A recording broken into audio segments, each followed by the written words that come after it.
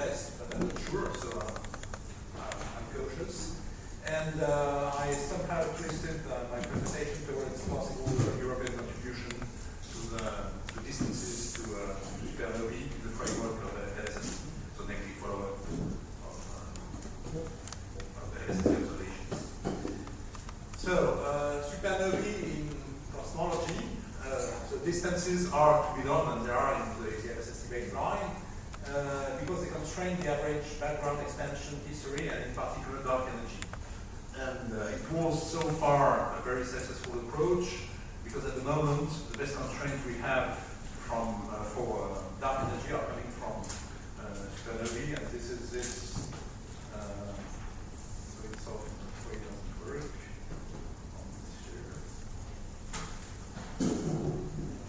So this is the Hubble diagram, the current best populated Hubble diagram published so far, and here are the constraints, and the uncertainty of the equation of state is about 0.05, and compatible with the cosmological constant, as you all know. So the idea is to continue this successful work. Something that changes now is the fact that we can't have all events in the Hubble diagram spectroscopically confirmed, that is, with the spectrum of the actual supernova. So the last survey that was able to do that was a supernova legacy survey, which ran in the previous decade, and it burned as much 8 meter time to spectroscopy than CFHT time to the imaging. And actually, spectroscopy was the bottleneck. Some candidates which are certainly 1As could not just be observed within the allocation. SDSS was actually in the same situation, that if you have events in the SDSS imaging which have not been spectroscopically confirmed and which are very likely ones. The change is already there because ES lives in this new paradigm, which is that the redshifts have to be obtained from the host redshifts. The host galaxy redshifts are used to actually index the Hubble diagram in ES, and you have live SN spectra in about 10% of events using DLT and all telescopes.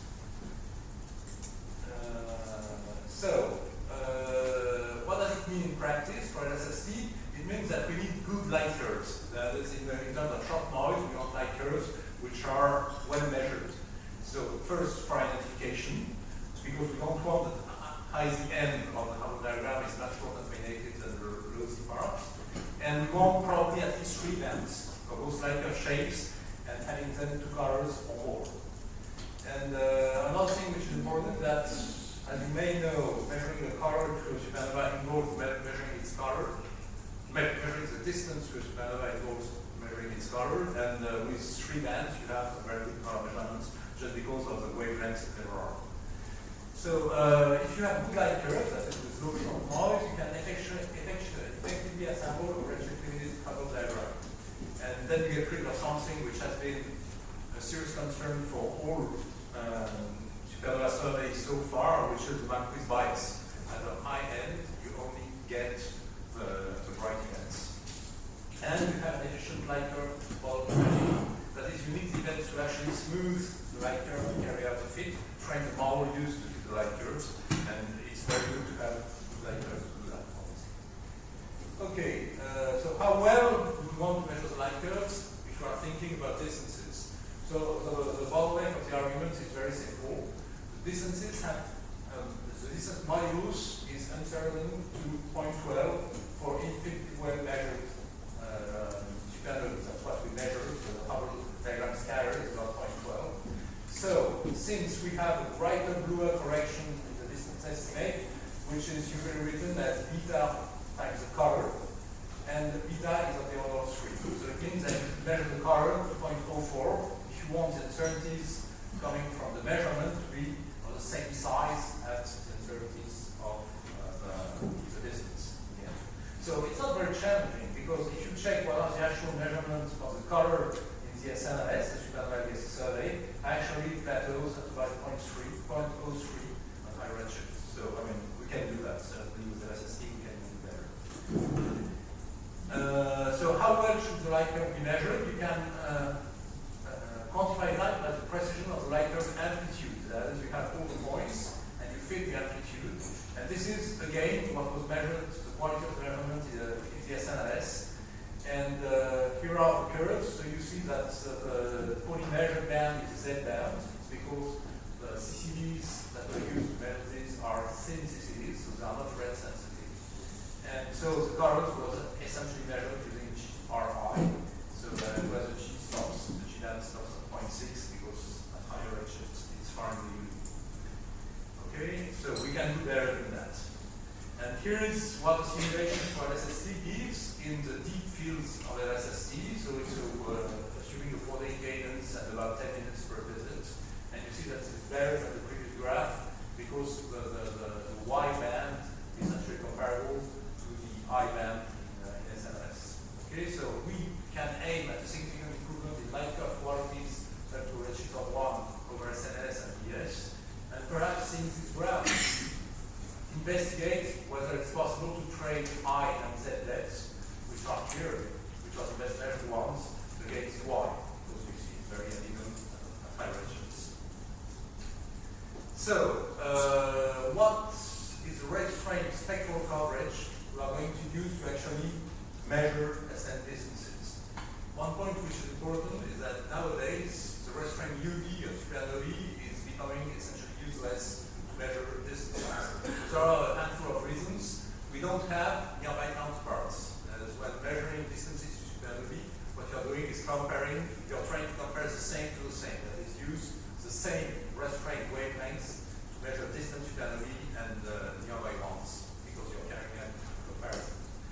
Okay, so we don't have a lot of nearby counterparts because measuring UV is essentially difficult from the ground or impossible if you are below the atmospheric cutoff. There is a very large event scatter, I'm going to show it.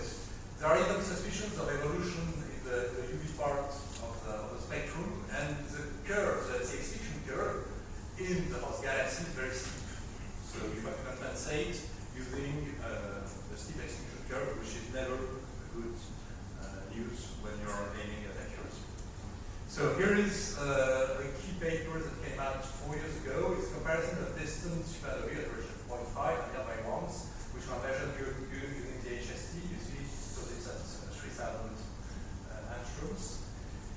And you have on top an empirical measurement of scatter. So you see that here, although it's not very significant by statistics, by the HST statistics, 70 events, and you see that there could be a difference, a semantic difference between nearby and distant supernovae. And on top of that, you have very large event-to-event scatter. You see that here it's in percent. You have a 15% dispersion of the average value of the spectrum in this region, which makes it difficult to use to estimate distance, because if you multiply this by about 3, then it's going to be bad to measure distances. So you have poor quality distances. Okay? So here is a sketch of what the I band of LSST looks in this graph at a redshift of 0.95. You see that you are at the region where things are well behaved, and hence, and then you can actually compare distant and nearby supernovae in this kind of band. Okay, going to higher redshifts would shift the band towards the left, and then you're entering the area where you don't want to go for precision comparisons. Okay, so what does it give in terms of redshift? 0.95 was not chosen by at random. So here's a plot where you have here the redshift. You have the bands in the observed frame of LSST, and here you have the B and E bands as a function of redshift. Okay, just to set which kind of thing we can measure at a given redshift. So if you say that you don't want, in the previous graph, that you don't want to go below filters that have the central value of 3,800 angstroms, then it gives this kind of limit here, which is redshift of 0.95 if you want 3 bands measured by LSST. So the idea is that you have I, Z, and Y, which are measured at a redshift of 0.95 without going too blue the rest frame. So this sets more or less the case. So LSST can measure very good distances up to a redshift of typically 1. Okay, so the idea is that by doing that, you're not throwing a lot of information away. It can be sketched by taking this GNA sample, which is the largest sample published so far. And you just cut the high redshift events. Here I cut at 0.8. So this is the whole diagram. You cut at 0.8 here. So you remove all the events. And you compute what is uncertainty on volume, which is depicted here. So if you take all the events, the uncertainty is 0.057, and it increased by 3 at the third decimal place if you cut at a redshift of 0.8. So you cut about 70 events, and actually you've lost, so that's 10% of the statistics, and you lose less than 5% in volume. So it's not a big deal to actually not count these events as I did before. So the key difference here is that the sketch I'm advocating for LSST is that we have 3 bands with a red sensitive camera, and what was done in the CNRS is the fact that we effectively had only 2 bands at the high redshift, and the camera was not red sensitive, so these events that I've been covering are actually deep in the unit. So, what we would like for the LSST supernova cosmology program, should that be clear? So, we want a deep program to actually tackle the high redshift. So, it means the order of 3 minutes per day and per band and per point. Okay, so if you come back every 5 days, it makes a quarter now per band. So, this is what is done more or less in the deep periodic fields. Okay? And we could perhaps think of it more in Y and less in I and Z in order to get similar sensitivities for these 3 bands. And we want a low Z program. So here, as was discussed this morning, the average reflection rate in the Y is too low to actually measure distances. So there is a number that has often been quoted of 10 to the 5 or 10 to the 6 SNE discovered in the Y. They are discovered, but you don't get distances to the point. Because you need a continuous light curve in 3 or 4 bands to actually measure distance. So just as a reminder, the LSST observing strategy splits between the Y, which covers half of the sky, and perhaps more, and with the time sampling per band on average of 20 days, and the depth is adequate for supernovae up to a redshift of 0.5 and 0.6 per visit, and the deep periodic fields are much smaller, of the order of 120 degrees. The rotation rate is 5 days in all bands, and the depth per visit is about 20 to 50 equivalent of a single visit. So it's much deeper. So do we care about low Z SNE? Yes, we do. So here I've plotted as a function of total device supernovae, defined as supernovae at redshift lower than 0.35. That's something you can easily get in a single visit of LSST. As a function of this number of supernovae, the dark energy figure of merit as a function of this number. So, okay, so you start at something like 40, and if you add about 8,000 supernovae at this kind of redshift, then the figure of merit has been multiplied by something like 3 or 4. Okay, so the hypotheses here are just you add supernovae at redshift of 0.35, which are measured using single visits, that is as wide, and this is what you get. So if you settle for the high part of this plot, it means observing 3,000 square degrees during 6 months using single visits every 4 or 5 days in every band, so that you have good light waves. Okay, so the high Z part of the LSST diagram is essentially secured in the current observing plan, and some part of the watt survey should be inherently scheduled, so that's what is called the rolling cadence, to get a few thousand supernovae at the SS for redshift range, using the standards at the same cadence. So as I said, order of magnitude is 3,000 degrees for 6 months at the rolling cadence, which represents something like 1/4 of the total exposure time for a year. And this is actually being worked out by the supernova working group in desk, and they are discussing how we could implement that in a wide LSST survey, and it's critical because without it there will be no serious supernova constraints from LSST. So what are the identified limitations of LSST supernova cosmology? So the first one is photometric calibrations. That's what limits at the moment the accuracy of dark energy constraints from supernovae. And then obviously we need precise redshifts, to actually index the Canonical diagram. something I'm going to briefly, which is a host correction, which is also known as the mass step. That's something not very nice to actually measure distances. There are identification questions, that is collecting type 1H Bernoulli and rejecting others.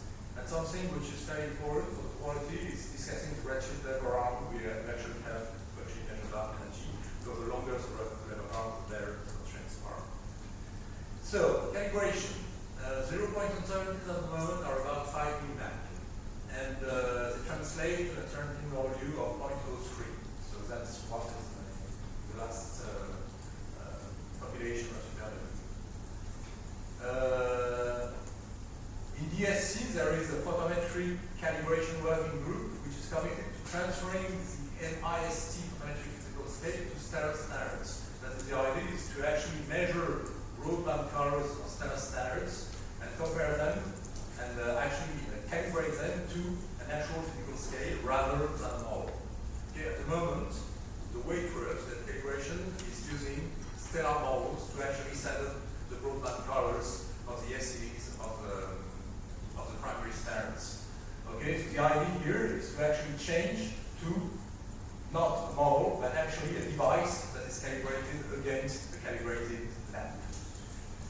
And this is important because for LSST, if you take 8,000 distant supernovae up to a redshift of 1, 8,000 nearby supernovae up to a redshift of 0.35, and as a function of the accuracy of the photometric 0 points, we are here somewhere at a figure of merit of 140, and if you actually improve the 0 points up to 2 per mil, they would be ashamed if I go. They are saying that their goal is 1 per mil for 0 points. Let us say 2 per mil, you already have something which corresponds to doubling the statistics. Okay, so this is a serious issue, and if this happens, it will improve not only supernova science, but everything in LSST that cares about the quality of photometry. For example, systematics in photometric redshifts. Okay, so this is an important thing, and we really hope that it's going to happen because it's a key to having a very good color diagram with LSST. The redshifts, the emerging standard way is collecting host redshifts after the fact with a high multiplex.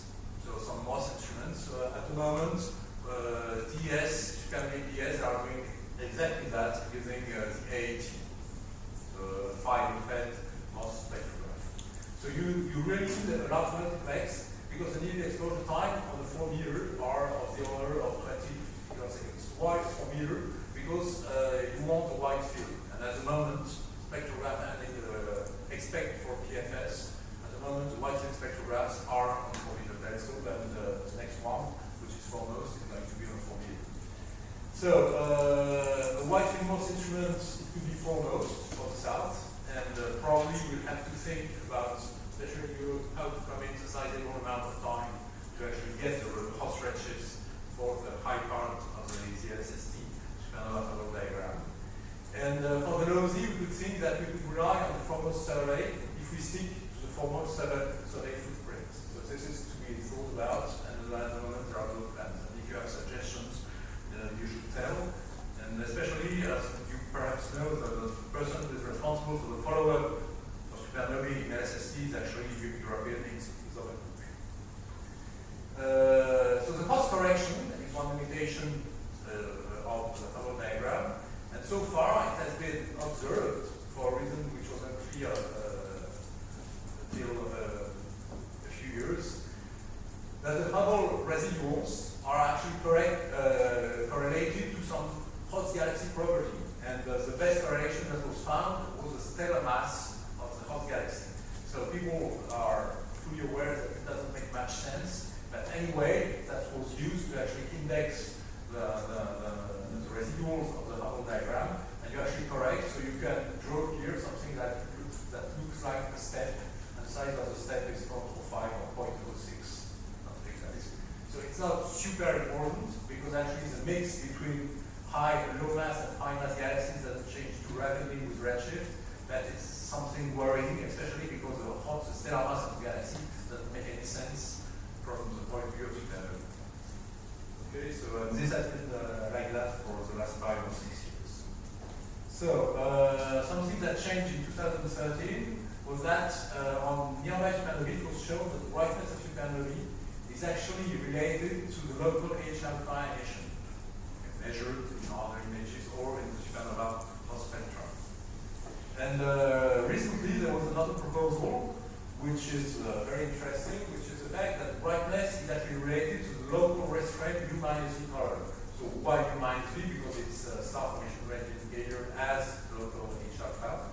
And actually, this U minus V color is the best thing that was found so far to actually index the Hubble residual. So regard the Hubble residual, this is the U minus V color measured on the hosts, and this is the correlation you get. So it has high significance so far. It makes much more sense than the some host mass. And actually, it's very important for LSST because it relies on imaging only. You don't have to go under the H alpha line on the host, which would be impossible, by the way, at the redshift of 1. Okay, so this story seems to be, at least from this point of view, behind us. So the identification, so perhaps a provocative question first, do we really need a very pure Hubble diagram?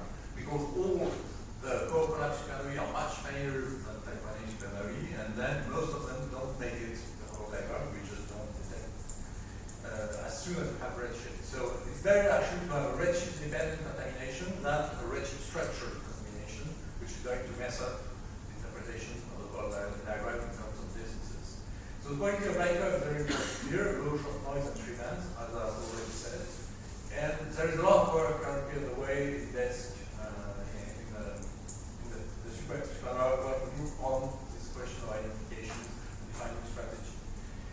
And this requires live supernova spectroscopy to assess the contamination. And here the DLT is obviously the place where you can play your role. Something that we can do actually to improve the cosmological constraints is depicted in this plot, which shows the figure of merit for this 16,000 supernova Hubble diagram that LSST could build in the dithering fields and the wide survey as a function of redshift where you add, let's say, 200 supernovae. And I made this plot because everybody believes that in order to improve the constraint, you have to add supernovae at the high end of the Hubble diagram. It turns out to be wrong. The best place where you should add 200 supernovae is at the smallest possible redshift with the Hubble probe. Okay? And it's a big increase. I mean, it's something that corresponds to roughly doubling the rest of the sample. So, if you can add supernovae to what LSST can do, it's below a redshift of 0.1, where it pays most per event, not per hour of telescope time, per event. And the reason why it doesn't happen easily is because in practice, if you check what happens in the literature, that's actually goes to a place where you can assemble big statistics in terms of supernovae. So, bottom line that a few hundred of supernovae at a redshift of 0.05 are extremely useful for the Hubble diagram.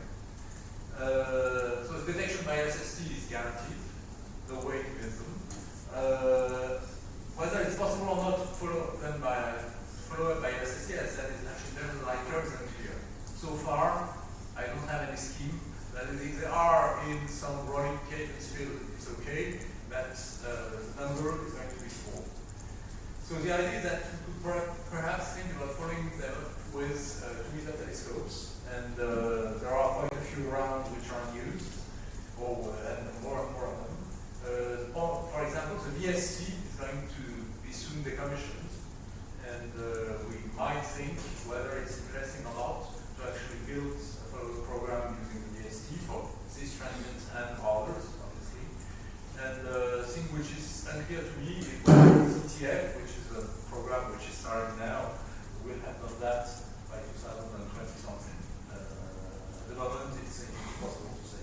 So maybe we'll have these events without even bothering about them, but we could have, if we want to do it, to actually do it. Okay, so the other part where you can actually increase the redshift later on is at high redshift. So that's beyond the redshift of 1, and then with LSST you're stuck just because the silicon sensors stop at 1 micron.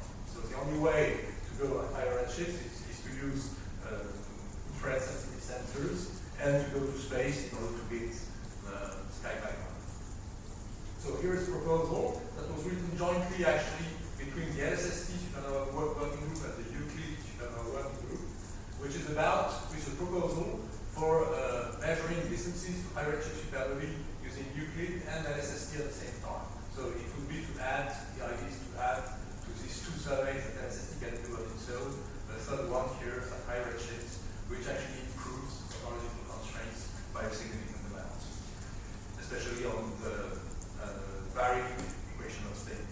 All right. Okay, so what else could we do with supernovae? There are constraints on large-scale structures that can be extracted from supernovae. So one is using lensing, that we propose for a while to use lensing, and the skewness of the distribution of the residuals can be used, it doesn't propose, and you could consider the angular correlation of the residuals. I doubt that these things are actually competitive with shear statistics, but I have not worked that out. But this has been proposed, and so far I'm not sure whether it's worth it or not. There's something which is definitely worth it, which is velocity correlation in the nearby sample. And the problem here is that you have, it's actually getting the events, and you get constraints of light and gamma, which I showed here. So the idea is that these are realization of the Hubble residuals, it's not the redshift on gamma events, and here the natural spread has been subtracted. So this spread here is only induced by variations of the density. Okay, so these are spurious velocities which are added to the redshift, which actually do that. Okay, so there are three realizations, that's why these are different. So the effect is very large at the redshift, and then it's near that. Okay, so here are the constraints. You could observe that in the gamma smile plane, where gamma is the exponent of the growth function for omega. So unfortunately, this forecast is not very realistic because it assumes that the supernovae are uniformly spread over this redshift range from point 0.1 to point 1, which is not the case. The natural spread is not over this one, that if you have much lower number of density at low redshift than at high redshift, where at high redshift you don't see anything. Okay, so the forecast is unrealistic, but perhaps we can aim at a few thousand events on these degrees. So this will be a surprise because it means detecting with LSST and to follow up elsewhere. And again, we'll see here to do that, it's unclear to me. One point to keep in mind is that supernova cosmology benefits a lot from nearby events in two ways. So it effectively increases the redshift overall, and like a bit of training actually benefits a lot from that. So I think I'm concluding now. So here are the four regimes of the LSST Hubble diagram I've been discussing. So the deep green fields here are secured. We just have to monitor the observing strategy and keep in mind that the wide band is only viable because supernovae, and if it would be deeper, it would be there. In the wild, we have to negotiate an adequate cadencing in some patches and seasons, okay, within the general allocation for the wide. On the nearby, we could consider the pointed follow-up of supernovae detected in LSST with smaller telescopes, and here the PST could play a role. For distances, systematic uncertainty is limited by calibration, and we want to bridge laboratory and standards. And for redshifts, something in the redshifts here, foremost is obviously something we could think about, and DESI for northern fields. And if we want to increase the redshift and high redshift, then the only way to go is to use the Euclid all the very first, but European Euclid. And here reminds the Euclid heads that the extra time, if any, in Euclid would be used to do cosmology. Okay, so the red things, the red tags here are places where Europe is willing to play a role or could play a role, and okay, we have to get organized if we want to do that. So I'm summarizing. LSST is well equipped to assemble the best Hubble diagram of the next decade because it's wide, and so you have supernova statistics. It's fast, and this allows it to actually collect the rosy events below a redshift of 0.35 or so. And it's deep, so you can actually reach a redshift of 1 for light curves with excellent light curves, which so far nobody has been able to do. It requires an alteration of the base observing plan for the wide, which is called a rolling cadence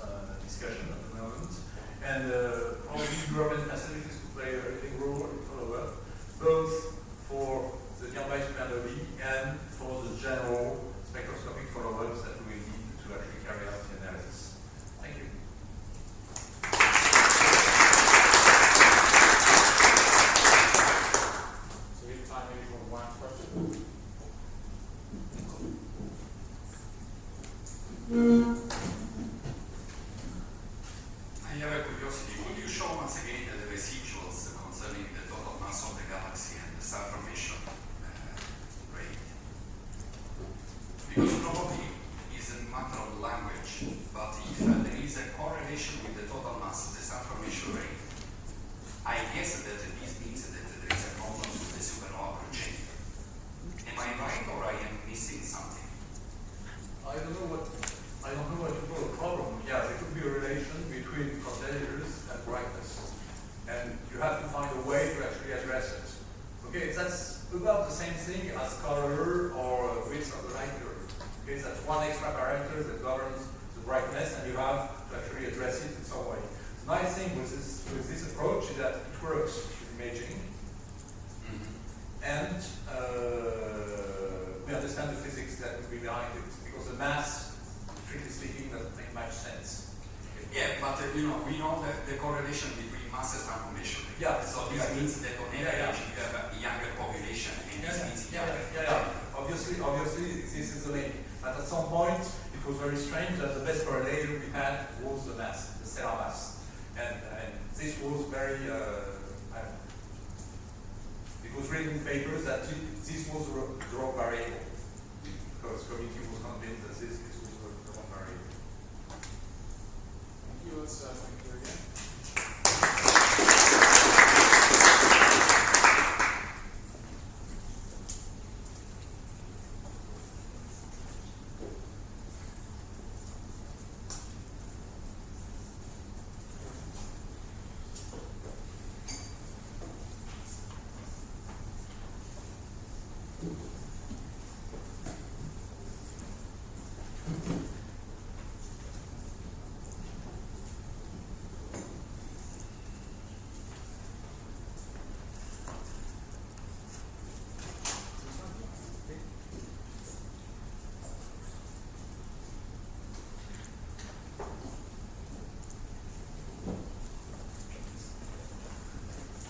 Well, hello everyone, my name is María, and I'm a PhD student at the Instituto Astrofísica de Canarias. And today I want to talk about what are we doing in our group, in Traces of Galaxy Formation Group, and what are we learning about deep, ultra deep imaging. This is a work made by many people, as all the works. This one is made with Trujillo, Jagiellonian, and Pierre, who is also here. So, well, we've seen this before. This is the kind of science we are going to do with the LSST. For example, this is a normal SDSS image with a limit of 22.5 magnitudes in the band. And this is what we will get with just one visit of the LSST survey with a limit magnitude of 24.5 magnitudes. So the increase in depth is obvious. We have a lot more objects, but what I want to ask, and this is my personal view, is if we are missing something here. Because from our point of view in our group, we think that yes, we are missing something, and actually we are missing half of the size. This is again the same SDSS image. Now I'm talking about surface brightness limits, so the numbers has changed. This is 26.5 magnitudes per second. Again, this is SDSS, and this is exactly the same field of view, but with 8 hours in a 10-meter telescope. The Gran Telescope de Canarias in the back. So I think that the difference is quite impressive. Also the difference in the numbers, this is 31.5 magnitudes per second of depth.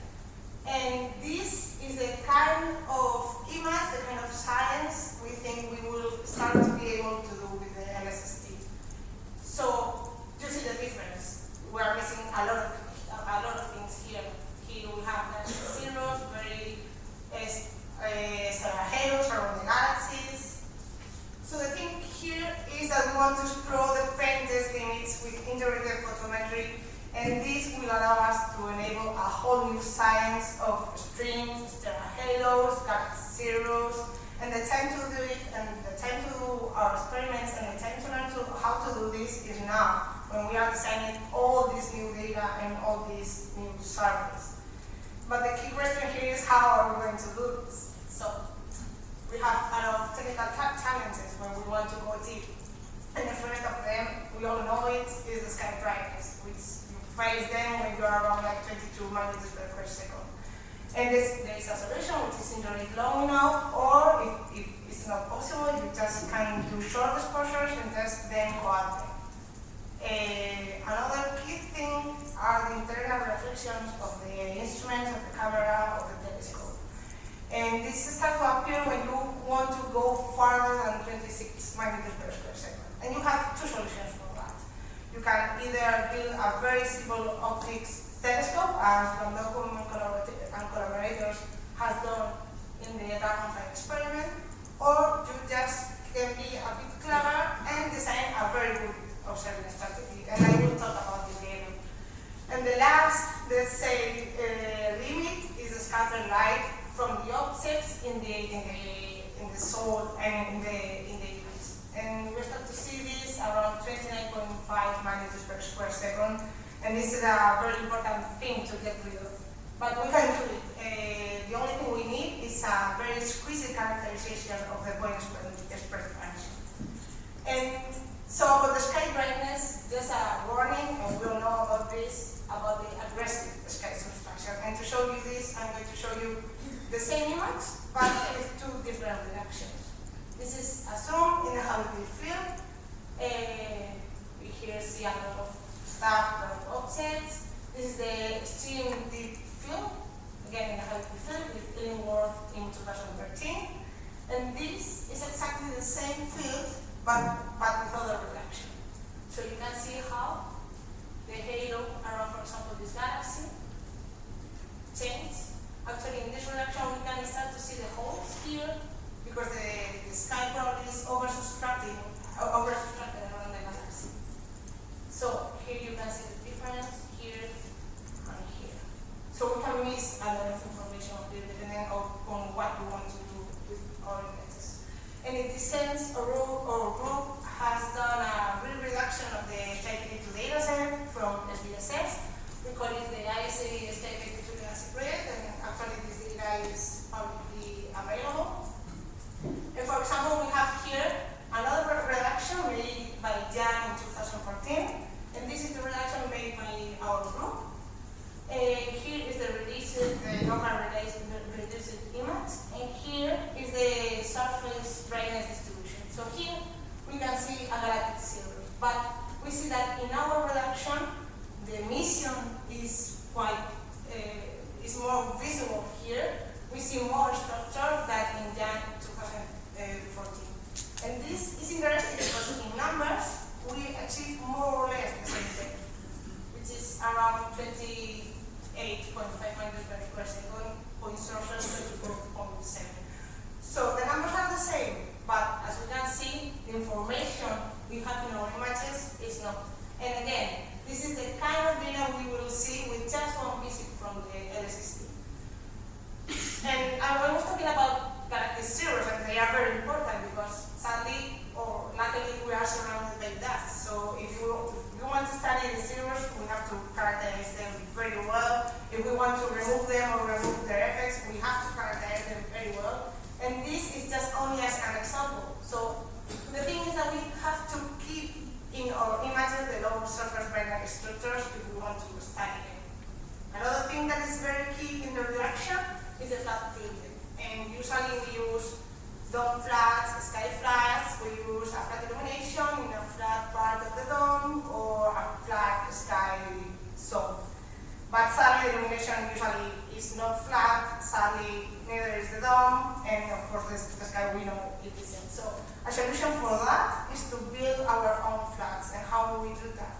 Well, we take our science images and match them very carefully, even applying a growth gradient around all the objects, and then combine them. Depending on the kind of observation you have, you can use in one observing block, one night, whatever. So in the end, you have a flat made with your own science images. And this is just an example. This is one tip of the Osiris camera in the Instituto de Canarias, the 10-meter telescope. This is a normal combined dome flat in the other band. made with our science data, and we can see how the structures are more or less the same. And with the naked eye, there is no obvious difference. But when we do the ratio between them, we see that there are differences, and actually there is a structure. And this difference, in the worst case, can be up to 10%. Usually they are the order of 2%. But the thing is that 2%, when you are trying to achieve very low surface brightness, is a lot. So you really have to take care of that. And also, I was saying, you have here a structure, and if you don't have care with that, you can introduce this kind of structure in your data. So with all this in mind, we thought, okay, let's see how far can we go? How deep can we go? So we took this telescope I was talking to you about, the telescope. We selected this galaxy, UTC 180, which is very, very similar to 31. We made a very, very careful dithering pattern, combining it also with rotation. So we have all our data, all our images in very different positions, and this allows us to reduce, to minimize the internal reflection issues, because you don't get the same reflection to be in the same position of the CCD. So in the end, you can get rid of them, or at least minimize a lot the effects. And this is how we get to unveil the galaxy. See how the halo just becomes evident when you pass the limit of 30 magnitudes per second. And again, this is where with the stability 2, the equivalent to a single visit of the LSST. This is the kind of science we are able and we want to do. This is the whole field we have. This is only 12 minutes, and LSST will have 18,000 degrees squared. So here we have the zeros, clusters, merging. Imagine what we can do with all that. But to do this, we require a clever solutional strategy, as I was saying, a exquisite PCF characterization, and Cristina Martinez, who is here, will talk about this later.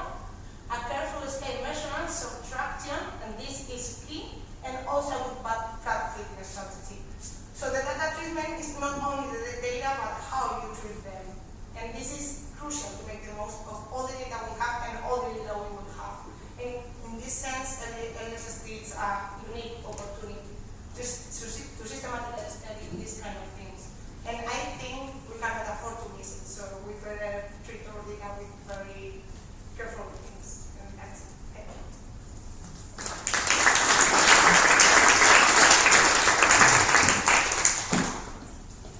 Any questions?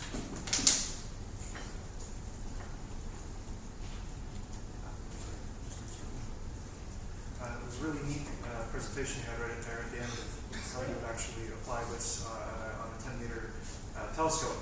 What would you have to do to the LSST observing strategy, though, to implement this at that scale? Because not only is it a complicated optic, you're not able to, maybe you wouldn't require this fancy dithering and rotation and stuff, which I don't even think you're possible. Yeah, I understand that some LSST will be able to do these kind of things, but we can in this experiment we do. But the thing here is to be aware of that. I mean, it's not only to get rid of that, just sometimes it's best knowing, okay, I have this problem and I have to think a way to change it. And that's why I was telling you, that's not only what we have to do, this is our experience, and we think we have to adapt it. So then are you advocating for a change, or are you happy with Maybe I can answer what we're going to do before you advocate. First of all, we are doing most of this dithering. We're doing rotational dithers, we're doing offset dithers. Secondly, I'm very well aware of these problems. In fact, there's some data that Andy Connolly can probably pull up, where we actually did pay some attention to striking two reductions to explicitly pull out low surface brightness younger. And you, of course, find all the stuff around the outside of the galaxies. We're planning to do the same thing in LSST processing. There are problems due to tracking the non-linearity of the jets on a sort of industrial scale. You can do this. But that fielding, I think, won't be a problem. We've thought through most of these things. The issue you must have a lot of vignetting in that camera, otherwise you're not sensitive to surface brightness variation. So I think we're familiar with all of this stuff. What scares me is that if I do a good job to pull up the low surface brightness stuff, it makes other people's lives very much harder. It means that everything is blended, that the stellar photometry is that much harder because you have to worry about the background. So I'm not worried about doing what you're doing. I'm worried about what we're going to do for the pipeline processing to make you happy, simultaneously making a significant fraction of the rest of the audience. Two versions.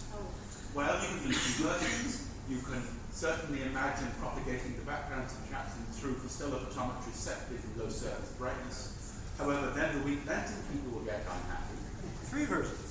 Three versions. So, I mean, I think that's really the hard thing. We're going to have to trade off the science, and we can certainly give you corrective frames to support this. We did say we might have multiple formats. So For example, yeah. I mean, you have to explicitly remove that stuff for other purposes. So I think we can give you what you're happy with, but only if you convince the rest of the audience that they're sufficiently happy too.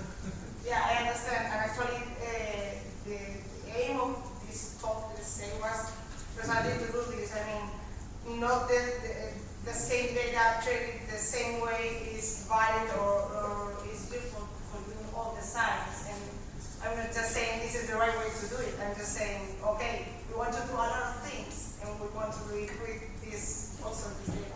So, One more question? I just want to say that thank you for this next time talking. This is the kind of thing where LSST is really going to excel. It's the kind of science that isn't as prevalent these days as it could be, as it should be. So these are the sorts of things that are definitely in our mind, and it's good to see what kinds of things we may be able to deliver over 20,000 square degrees. that will be great. Thank you again.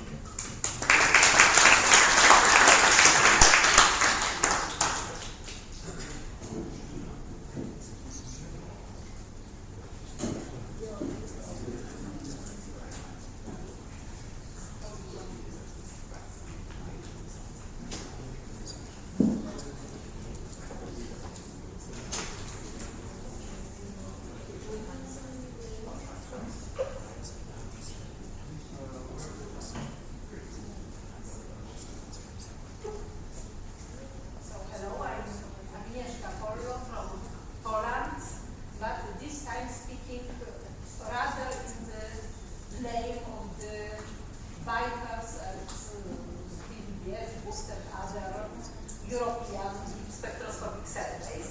And actually, originally I was planning to speak about something completely different, but accidentally 2 months ago, just before sending an abstract, I've been at a certain political large meeting in Paris. Some of you may know what I'm referring to.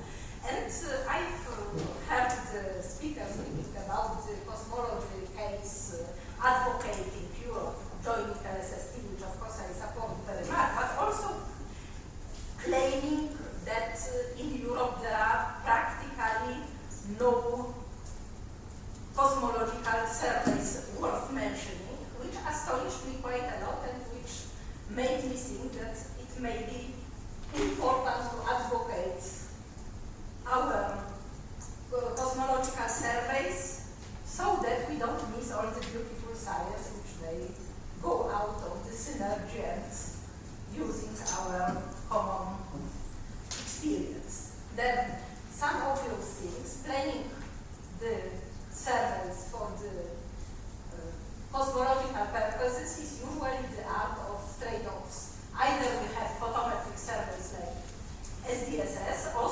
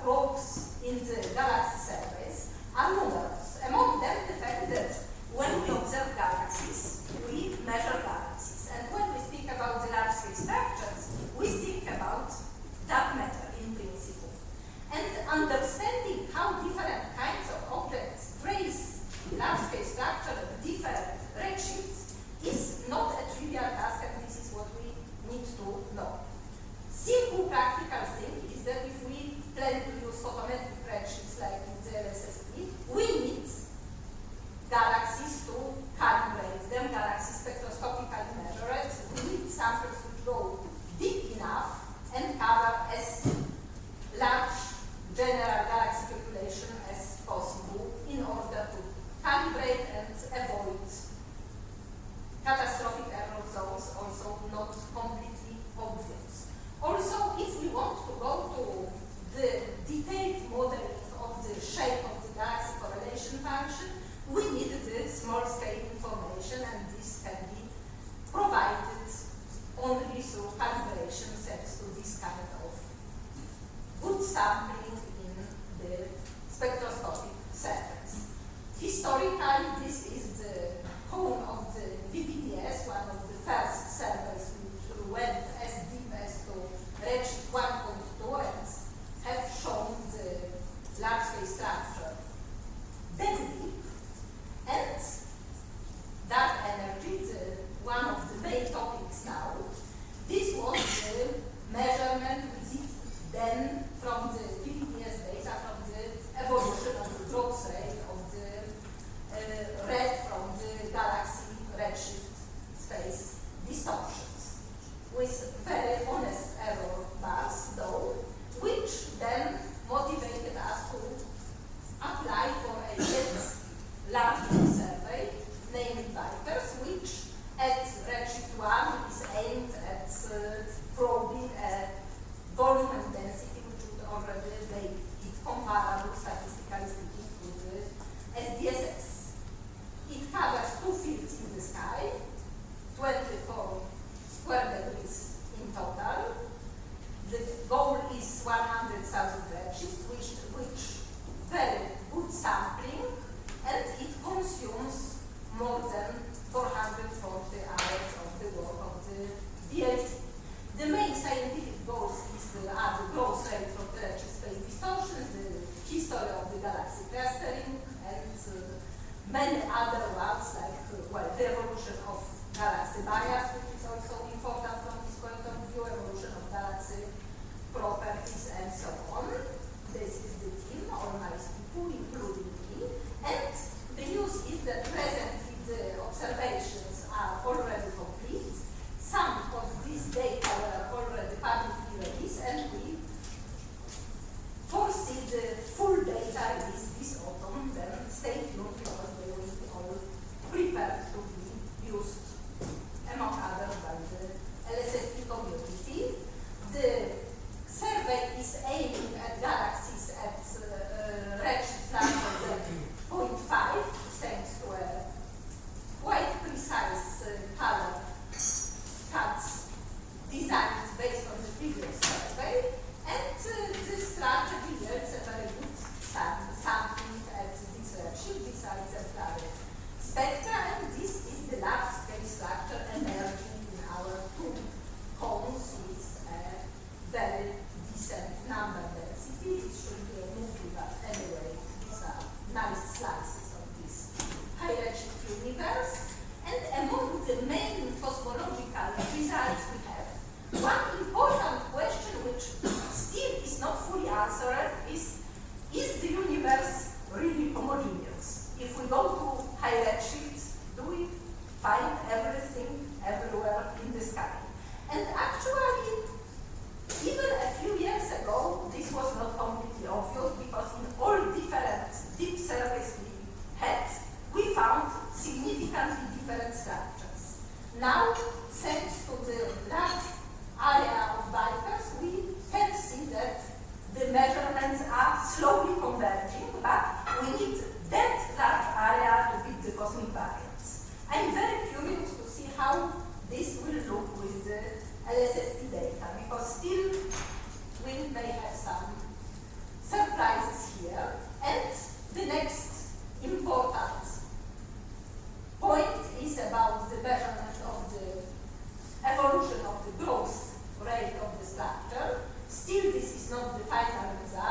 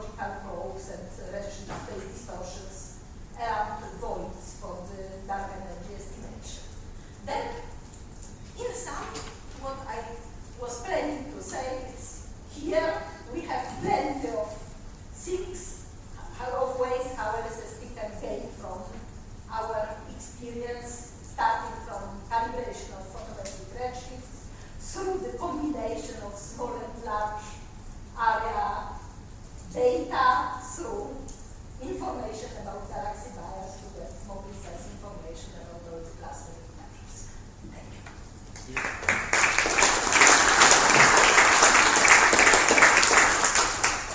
We have a question for Agnieszka.